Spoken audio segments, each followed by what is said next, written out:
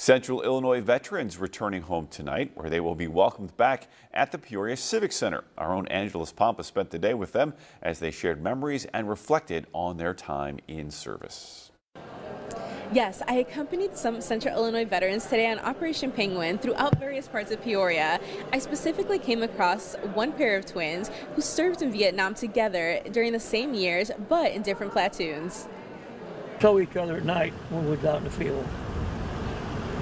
And after that, What did that mean to you to see your brother at least at night? okay, all right, we like I said, they had somebody you really knew. Yeah. Larry and Gary Calvin are twin brothers who received their draft notices together and were sent to Vietnam during the same period. Although they served in different platoons, Larry in the 1st platoon and Gary in the 3rd, they were still able to see each other most nights. That changed when their unit came under attack one night. Ambush one night, we was on the perimeter on the 23rd of June, 1967. That's So when you he survived? Yeah, that night. It was in the middle of the night, and I ran out of ammo. I went back to some more, and I saw the flash out in the front of the track. So I went back down in, and so I just got strapped metal and busted eardrum.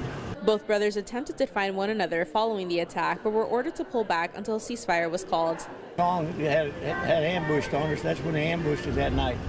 I was straight across the perimeter on the other side. The only thing that happened to mine is they took the tank beside of me. They took a round.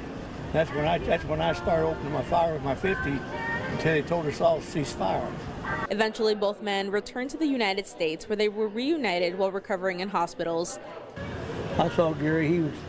They came in from the field because he got his finger cut off, and they put him on. Then I saw him every day there. Now, they also had a similar story to other people around here, but really what these veterans are recalling is just memories from their times there, the people that they've met here, and now making memories with other veterans here. In Peoria, Angeles Pampa, 25 News.